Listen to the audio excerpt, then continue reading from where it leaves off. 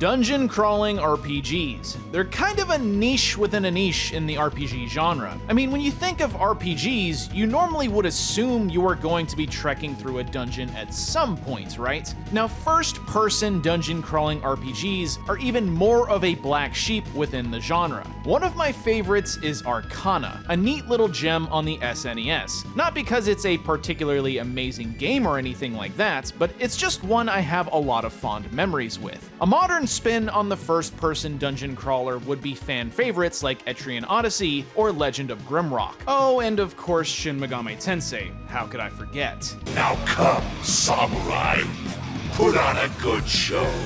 Now, what if you took this concept and made it into a multiplayer game? More specifically, into an MMO. How would that work? Well, the subject of today's video did just that. Nevergrind Online is a first-person dungeon-crawling multiplayer RPG where you can trek through various dungeons for loot and glory with your friends in an online world. Now, to be fair, this is less of a massively multiplayer online game and more of just an online game, or a micro MMO really. Heck, you could probably even argue it's a first-person hack and slash RPG like Path of Exile or Diablo with how the game's mechanics work. Either way, Neverworks Games released Nevergrind Online 2 years ago in June of 2022. Since then, the game has been slowly being developed in early access with an upfront cost of $16 for anyone who's looking to jump in, with the game frequently going on sale for much cheaper. I stumbled upon the game right around its launch and never really dove much into it until recently. So after giving the game a decent amount of time finally, is it worth playing? Let's talk about Nevergrind Online.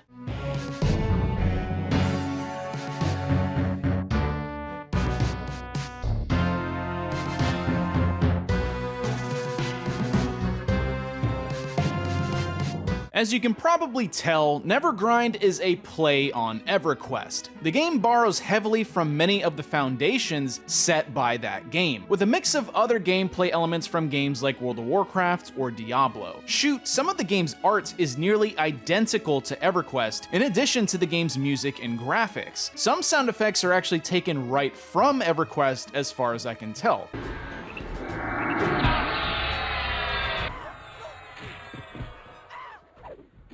So in general, the game's presentation isn't amazing, but if you've played EverQuest, you will feel right at home, especially with the beeps and boops of the game's musical score. So the story of Nevergrind Online is basically non-existent. Oh, really?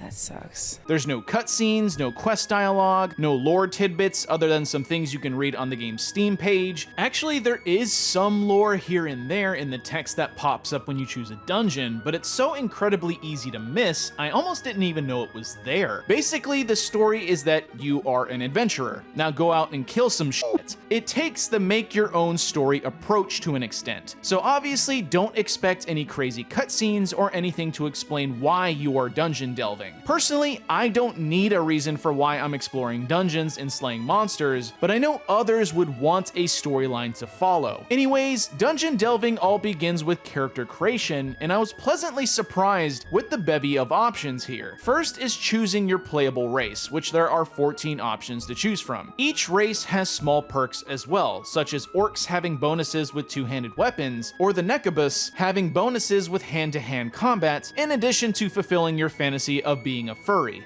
Yes! Each race has 40 male or female portraits you can choose from. Now, these character portraits look a lot like AI-generated art, but honestly, this is a good use for AI art. If anything, I would say add even more. The more options, the better, I say. In addition to race choice, there is also 14 playable classes. All the main staples of EverQuest is here, like Bard, Shadow Knight, or Shaman. Now, races do have restrictions on which class they are able to play, except humans, which can play any class. Once you have your race and class combo chosen, you then have 10 additional points to pump into your attributes. The numbers highlighted in green indicate your class's main attributes, but you can pump those extra points into any attribute you wish, and hovering over each stat will show a tooltip explanation of what it does. The last few options will be choosing between normal or hardcore modes, as well as choosing to create the character in the latest season's ladder leaderboard. Finally, once you have all your options set, make a name and then click create, and boom, you are in game. From the main town hub that you are dropped in, you might be a bit confused on what to do. Unfortunately, the game doesn't have a tutorial to give players a quick introduction on how the game works, but luckily there isn't really much to learn here. From the town hub, you have a few things you can interact with. You will learn that the various buildings you can interact with brings you to a few shops you can purchase or sell gear to, a bank to store items, an NPC that can create guilds with you and your friends, a skill trainer where you can learn or rank up abilities, and finally the most important place, the tavern. The tavern is where you choose what dungeon to explore. Each one has various difficulties, locations, sizes, and rewards, with a bonus for completing the dungeon if it's the first time that you have. Once you've journeyed to the dungeon of your choice, the main gameplay loop of Nevergrind Online begins. Side note, anytime you are dungeon diving, others can hop right into your party and join you. You can also check and see if there are other parties to join right from the dungeon list, so jumping into a group is super easy. If you want to fly solo though, that's completely possible as well. Just put a password on your session or make it private and you won't be bothered. Dungeons consist of you moving in first person through various corridors. The map indicated on your screen will show you what rooms you have discovered, completed, and yet to explore. Each hallway that you run through will have monsters for you to defeat, which yield experience, gold, and loot. Occasionally, you'll run across shrines which grant extra buffs, or chests which give loot. Ultimately, the goal of each dungeon is for you to find the boss and kill it. Once you've killed the boss, the dungeon is complete, and you can move to the next one in the chain. Rinse, repeat, ad nauseum. Combat in Nevergrind Online is sort of a first-person tab target system. Whenever you run into an enemy, you will begin fighting the group that faces you. Since movement is restricted to only exploration, your character doesn't have to move out of danger or anything like that. You basically just cast spells and auto-attack in combat. Depending on how many members are in your party, you can have quite a group of monsters to fight, encouraging smart group makeup like having a tank, a healer, and a DPS. When you start a battle, your character will begin auto-attacking with their chosen weapon, and you can use the various abilities and spells on your hotbar. Enemies and allies will also actively attack and cast spells at the same time, so it really is just a tab target combat system without the 3D world to move around in. It can sound a little boring at first, but the combat shines more so when you have a full party makeup. Battles can actually get quite hectic when you have a lot of enemies to worry about, and it even gets more satisfying when you get into character customization. After gaining enough experience, your character levels up, earning a talent point. Leveling up also increases your passive skills and stats slightly, with passive skills ranking up similar to EverQuest, Classic World of Warcraft, and Final Fantasy XI.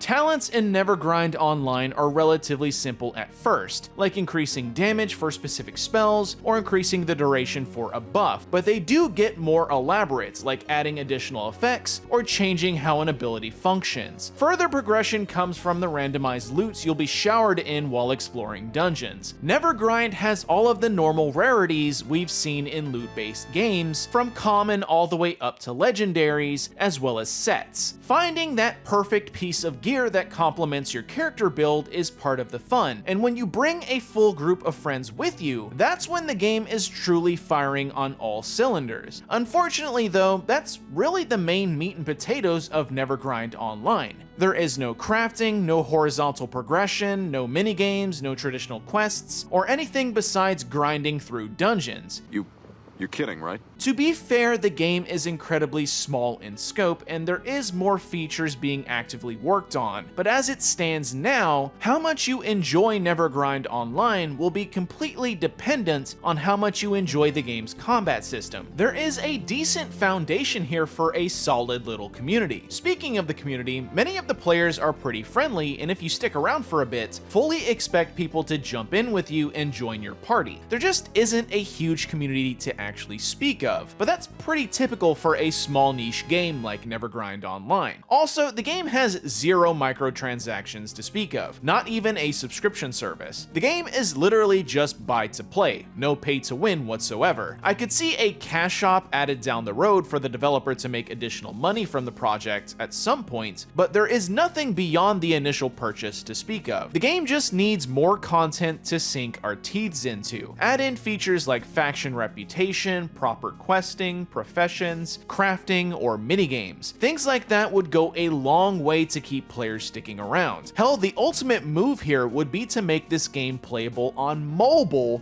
with crossplay. With the way the game works, it's practically begging to be on mobile. Anyways, I think it's time to wrap up my thoughts.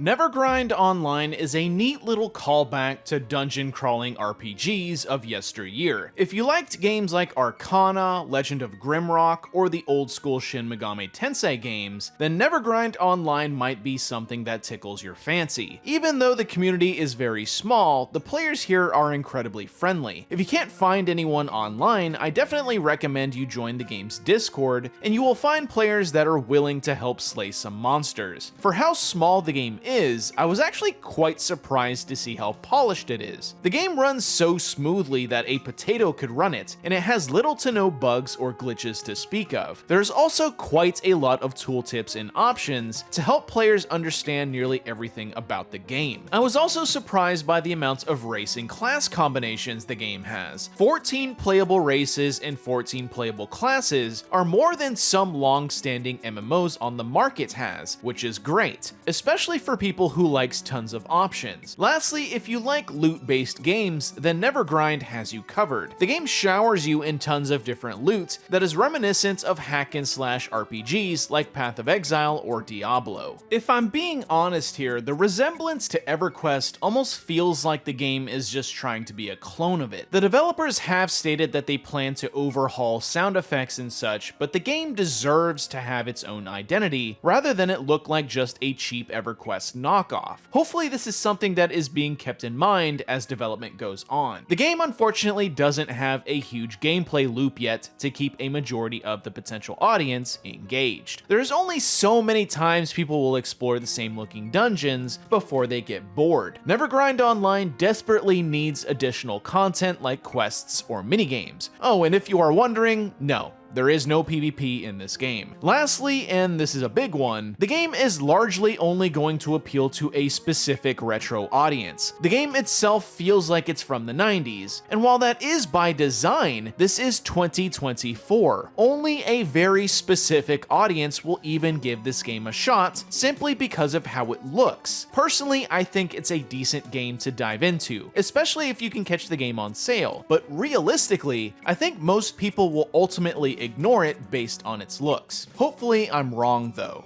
And that's Nevergrind Online, ladies and gentlemen. It's a neat little game to jump into for an afternoon or two, but it really only takes that one gameplay session before you see all that the game has to offer. Nevergrind Online is gearing up for their full version 1 release here soon though, so maybe a lot of my concerns will be addressed. So now I gotta ask, are you playing Nevergrind Online? Had you even heard of it before this video? Comment down below and let me know. Don't forget to like the video and subscribe to my channel to support my content. Follow all my social media links down below in the description, and hopefully I will see you all next time.